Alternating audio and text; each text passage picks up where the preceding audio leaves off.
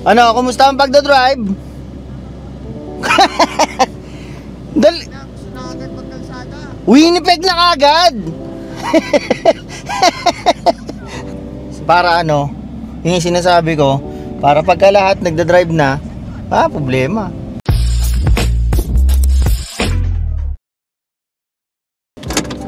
Yun! Wala na namang magawa. Hindi ako ano ngayon hindi ako galing opisina para mag-video. Iba naman to ngayon. Galing naman ako sa bahay. May pupuntahan lang ako, magpapagupit ako ng buhok at kumakapal na eh. Puntahan natin si Marlon D. Toasty! Ang aking tropa dito na tagagupit ng buong tropa. The Ricky Reyes of Brandon. Nandun daw sila ngayon sa Keystone. Nagpa-practice ang kanyang asawa. Kasi dito, kagahapon, nag-picnic kami ng Team 2 Joints. Kami parang bonding lang, syempre. Alam mo naman, kami yung 3 taon na magkakasama dito. At syempre, tinuturing na nating family yung mga kolokoy na yan. Kaya dapat hindi tayo magkakalimutan, kahit pa paano meron kayong banding, inuman, no? Kasi ngayon hindi mo na ngayon mabubuo basta-basta yung mga yan. Kasi puro meron ng pamilya, kasama na yung mga pamilya tulad ko, di ba? Yung mga sarili-sarili ng lakad, ganyan. Hindi tulad nung time na kami pa lang, mga temporary foreign workers pa lang kami, ganyan. Happy-go-lucky pa kami. Ganito, summer, nag-i-scooter pa kami, mga ganyan. Ay, ganito, mainit.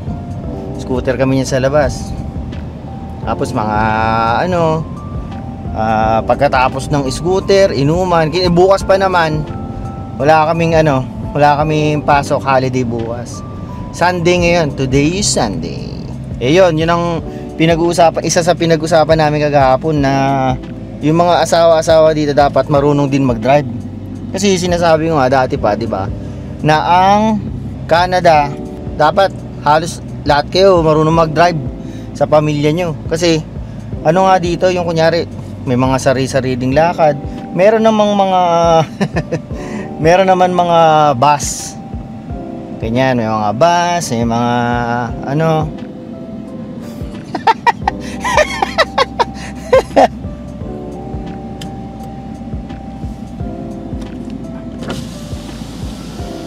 Nahuli nyo ako Ayos. Dapat wala tayo sa Canada ngayon Putang ina mga kontraktor yan Pakahirap tayo Ito sakto, nagbibideo ako.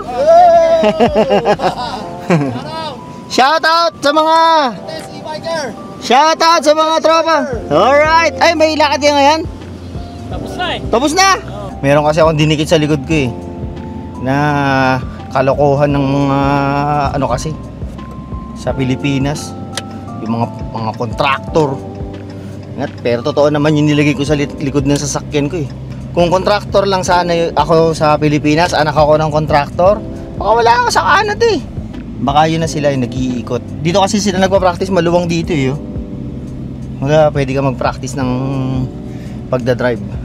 Ayun na nga yata sila. Yan na yata sila, nagpa-practice mag-drive. Isa kasi yan sa napag-usapan namin sa kagahapon sa inuman, na dapat nga yung mga asawa-asawa dapat marunong din mag-drive. Kasi mahirap pagka rito magre-rely ka sa isang driver lang. Dapat pareho kayong marunong, kasi dahil na pag marami kang anak, yung sa hatid sundo, kasi kawawa naman yung isa lang yung nagda-drive, magsusundo ng kung saan-saan ganyan, magsusundo ng opisina, magsusundo ng ng anak, alam mo yun, yung mga ganun. Kaya eto, nagsisimula na si Bel. Si Rochelle, yung asawa ko, sisimulan ko na rin yung turuan. Actually, gusto niya na rin matuto, kaya lang sinabi ko nga, dapat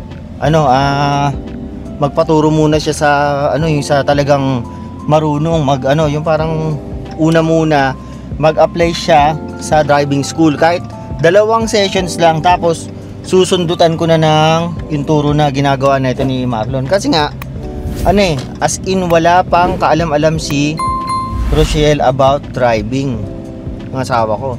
Mas maganda, kahit na paano, alam niya na yung basic, narinig niya sa isang professional bago ko siya turuan at bago kami magsigawan, di ba?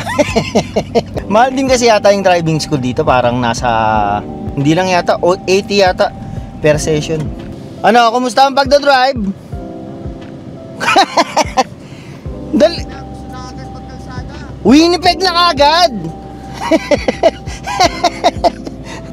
Para ano, yung sinasabi ko, para pagka lahat nagdadrive na, problema.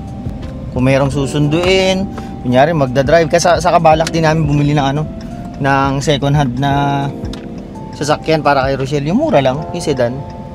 Para hindi kami ano, although kahit mayroong ano rito, yung mga public na sasakyan, mahirap kasi pagka winter.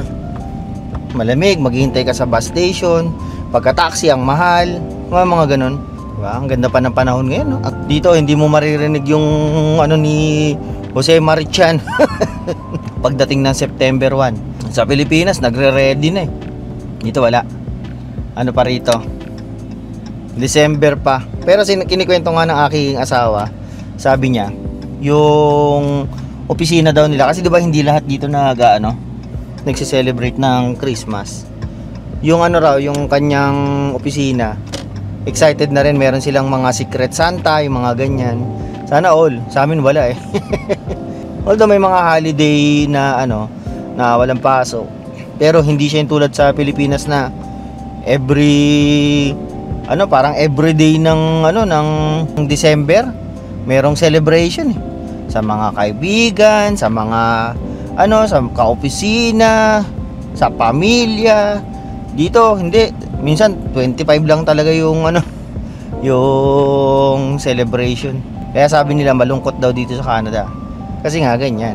Isa yan sa dahilan. Yung talagang mostly hinihintay ng mga Pilipino yung Christmas celebration. Dito kasi hindi naman lahat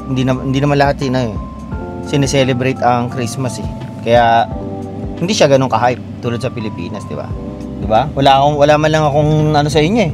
Topic, no? Basta nag-video lang ako eh. Hindi, yung nilagay ko kasi sa likod na yan, pakita ko sa inyo. Ano yan, parang isang na rin sa atin. Joke lang naman, pero may pagkatotoo, di ba? Kung anak lang ako ng contractor sa Pilipinas, baka hindi na ako nag-Canada eh. Nakikita mo naman yung mga anak-anak ng mga di ba? Mga contractor sa Pilipinas, yung mga lavish lifestyle nila. Pero ang kagandahan sa mga nangyayari ngayon, binabatikos na sila ng mga tao. Parang isa ito sa magandang side ng internet na ganyan.